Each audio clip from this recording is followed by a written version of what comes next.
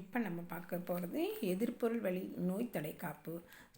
நாட்டில் ஸ்டார்டிங்கில் immunology, inherit immunity, பிறப்பு வழி தடைக்காப்பு, அதுக்கப்புறம் அக்வையர்டு பெறப்பட்ட நோய் தடைக்காப்பு, அக்வையர்டு நோய் தடைக்காப்பில் செல்வழி நோய் தடைக்காப்பு பார்த்தோம். அடுத்தது எதிர்ப்பொருள் வழி நோய் தடைக்காப்பு. எதிர்ப்பொருள் வழி தடைக்காப்புனா எதிர்ப்பொருளை உற்பத்தி பண்ணி அந்த நோயை கொள்வது. ஆன்டிபாடி மீடியேட்டட் இம்யூனிட்டின்னு சொல்லுவாங்க, அல்லது ஹியூமரல் மீடியேட்டட் இம்யூனிட்டி, திரவ வழி நோய் தடைக்காப்புன்னு சொல்லுவாங்க. இது வந்து கார்டேட்ஸ், முதுகெலும்புகளுக்கு வெர்டபிரேட்ஸோட சிறப்பு பண்புன்னு சொல்லுவாங்க. ஸோ எதிர்ப்பொருள் வழி நோய் தடைக்காப்பு எப்போ ஆக்டிவேட் ஆகுது? இன்னேட் இம்யூனிட்டி ஃபெயிலியர் ஆகும்போது. பிறப்புலேயே நமக்கு ஒரு நோய் எதிர்ப்பு சக்தி இருக்கும் இல்லையா, அதெல்லாம் ஃபெயில் ஆயிடுச்சு. என்னென்ன பிறப்பு வழியில்? அனாட்டாமிக்கல், பிசியாலஜிக்கல், செல்லுலார், அடுத்தது வீக்கம் சார்ந்த தடைகள் அப்படின்னு நிறைய இருக்கும். எல்லாத்தையும் மீறி ஒன்றும் பிரயோஜனம் இல்லை. அதுக்கப்புறம் செல் வழி இம்யூனிட்டியும் கொஞ்சம் ஃபங்க்ஷன் பண்ணி பார்க்கும். செல்லே போய் அடித்து பார்க்கும். அப்பயும் அடித்து பார்த்து வழி இல்லை. கடைசியில் லாஸ்ட்டாக ஆன்டிபாடிஸ் பொருளை உற்பத்தி பண்ணி அதை கொள்ள நினைக்கும். ஃபார் எக்ஸாம்பிள், இப்போ நமக்கு ஏதோ ஒரு காயம் ஏற்பட்டுருச்சு, ஏதோ அங்கே புண்ணு வந்துடுச்சு அப்படின்னா அது தோலையே வந்து தானே சரி பண்ண பார்க்கும். அடுத்து பிசியாலஜிக்கல் பேரியர் பண்ணும், ஜுரம் அடித்து காமிக்கும், நோய் கிருமி உள்ள வராமல் தடுத்து பார்க்கும், வீக்கம் பண்ணி பார்க்கும். எல்லாம் ஒன்றும் முடியலன்னா செல் மீடியேட்டட் இம்யூனிட்டி, செல்லெல்லாம் போய் சேர்ந்து அது ஒன்றா சேர்ந்து கொள்ள முயற்சி பண்ணும். அப்போ நமக்கு ஃபீவர் அந்த சிம்டம்லாம் வரும். ஸோ அப்பயும் ஃபீவர் வந்து சரியும் ஆகலை, அப்படி ஜுரம் அடிச்சுக்கிட்டே இருக்குது அப்படின்னாக்கா அது நம்ம வீட்டிலேயே சொல்லுவாங்க, ஐயோ புண்ணு நல்லா புறை ஏறிட்டு ரத்தத்தில் கலந்துட்டுன்னு சொல்லுவாங்க. அடுத்த ஸ்டேஜ் என்ன போகும்னா ரத்தம் ஃப்ளூயிட் வழி இம்யூனிட்டி, ஹியூமரல் இம்யூனிட்டி வேலை செய்யும். அப்போ ரத்தத்தில் ஹியூமரல் இம்யூனிட்டி என்ன சொல்லும்? ஆன்டிபாடிஸ் உற்பத்தி பண்ணி நோயை எதிர்க்கும். அதுதான் இதுதான் நம்ம பார்த்துட்ருக்கோம், ஹியூமரல் இம்யூனிட்டிஸ். ஸோ ஹியூமரல் இம்யூனிட்டியுடைய சிறப்பு என்ன அப்படின்னா எதிர்ப்பொருளை உற்பத்தி செய்து அதன் வழியாக நோய்களை கொள்வது தான் ஹியூமரல் இம்யூனிட்டி. பேத்தோஜன் வருது, அது பி செல் உருவாகி ஆன்டிபாடி உருவாக்கி வித் ஹெல்ப் ஆஃப் டி செல்லோட ஹெல்ப்பும் சேர்ந்து தான் இது வேலை பார்க்கும். So this is brought out B cell with the help of ABC, antigen presenting cell அப்படின்னு சொல்லுவாங்க.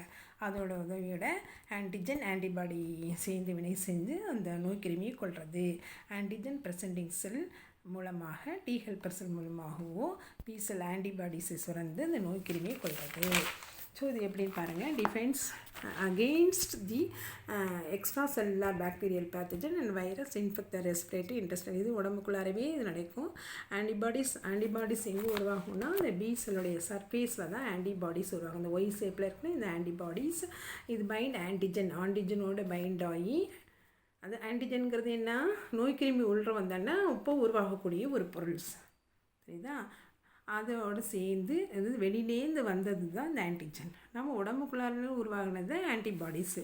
இது ரெண்டும் சேர்ந்து இந்த பி செல் ஆக்டிவ் ஆகி அது நோய்க்கிருமியை கொள்ளும், நோய்க்கிருமியை ஒன்றும் இல்லாமல் ஆக்கணும்.